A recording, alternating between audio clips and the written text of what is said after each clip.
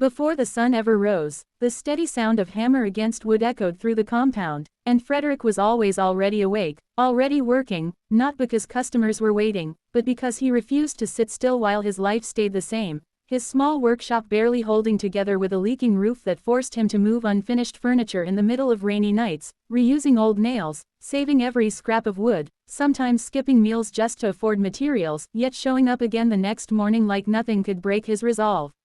One morning, Tina leaned against the doorway, scrolling through her phone, watching him with a mixture of impatience and disbelief, and she said, "Frederick, you're starting again this early." And he wiped the sweat from his forehead and answered calmly, "I need to finish this table today. If I deliver, I get paid," and she asked, "How much?" And he replied, 10,000 naira, and she let out a short laugh before shaking her head and saying, 10,000.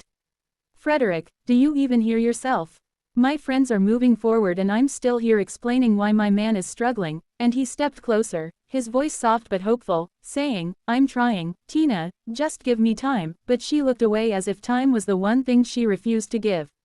Across the compound, Amara had noticed him long before that moment, noticing the way he worked late into the night without complaint, noticing the quiet determination in his movements, and one day she passed by and said gently, "You're better than you think," but Frederick only smiled as if he didn't quite believe it yet. That evening, everything changed when Tina stood in the middle of his small room with a finality in her voice and said, "I can't keep doing this, Frederick," and he froze and asked, "Doing what?"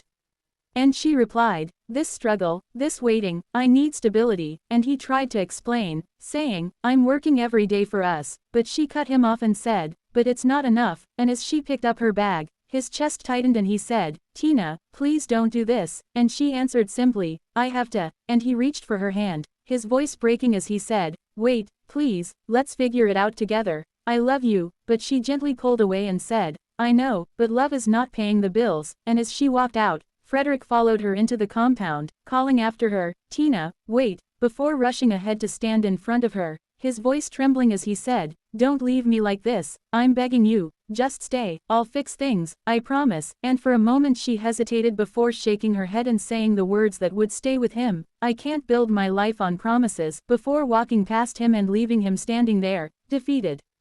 From a distance, Amara stood still holding a container of food she had brought for him, watching everything unfold without saying a word, watching the way his shoulders dropped and the way he stood there long after Tina had gone, and she quietly stepped back into the shadows, unseen but deeply affected. The next morning, Frederick showed up at his workshop again as if nothing had happened, and when Amara approached him and said, "You didn't eat yesterday," he gave a tired smile and replied, "You noticed?" And she answered, "You make it easy to notice," and that was how it began, not with love or expectations but with quiet presence, with her bringing him food, sitting nearby while he worked, speaking when necessary and staying silent when it mattered most.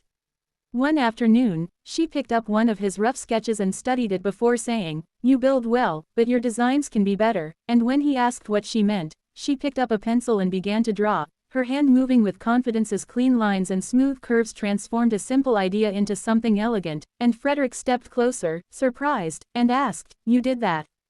And she nodded and said, "I see what it can become," and from that moment, everything changed because Amara began to design and Frederick began to build, and together they created something that stood out. One particular piece, a luxury dining table with carved edges and a smooth finish, caught attention after they posted it online, and it spread quickly until a hotel reached out and said, "We want 10 sets, and that single order changed everything as small payments of 10,000 naira turned into 50,000, then 120,000, then bulk contracts worth 2 million, 5 million, even 10 million naira, and Frederick no longer just worked to survive but began to build something meaningful. Standing in front of his small shed one evening, he turned to Amara and said, "This place is too small for where we're going, I want to build something bigger, a real workshop and a furniture store attached to it where people can walk in and see what we've created," and months later, that vision became reality as a large industrial workshop rose with machines and workers, attached to a beautiful showroom with glass walls and warm lighting where every piece was displayed like art, and near the entrance stood the very first 10,000 naira table he had ever made, untouched, a reminder of where it all began.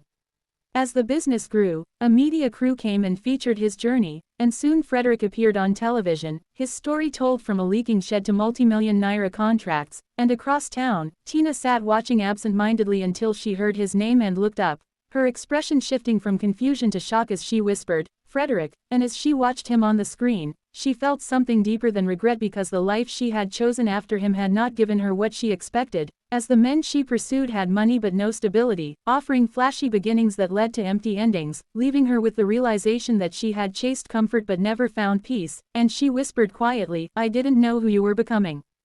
Days later, she arrived at the showroom and said softly, "I saw you on TV, I made a mistake, I want to come back," and Frederick looked at her calmly and replied, "Now that I'm handling 10 million naira bulk jobs, now you see it."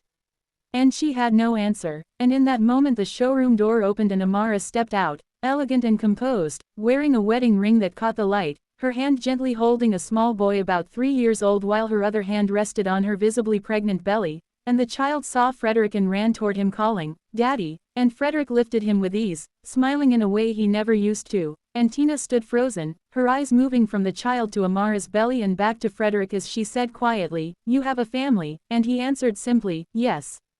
She looked between them and said, "You've moved on completely," and Frederick nodded and said, "I begged you to stay when I had nothing, you didn't leave because things were hard, you left because I wasn't enough for you then, and now that I am, you came back," and Tina lowered her eyes and said softly, "I chased everything I thought I wanted, but I never found what I left you for," and after a pause she added with quiet disappointment, "I didn't just lose you, I lost a good man," and Frederick said nothing because he didn't need to, and instead he stepped back slightly and said, "The person who saw me at my lowest is the one who helped me build this life." Amara stood beside him, calm and certain, her hand resting over her belly while the child leaned comfortably against Frederick's shoulder, and Tina nodded slowly, accepting what she could not change, and said, "I understand," before turning and walking away without looking back. Frederick watched her go without feeling anything pulling him after her, and as he turned back toward Amara, she smiled and said, "You still have that 5 million naira order to finish," and he chuckled and replied, "And a 10 million naira delivery next week," and the little boy looked up and asked, "Daddy, can I help?" And Frederick smiled and said, "Soon." Inside the showroom, the evening light poured through the glass walls, casting a warm glow across the polished furniture, and near the corner, at a small wooden table, their son sat quietly, completely focused, a pencil in his tiny hand and sheets of paper scattered in front of him filled with rough sketches, uneven lines and small drawings of chairs and tables, as he glanced up at Frederick's work across the room before looking back down, trying to copy, trying to understand, trying to create.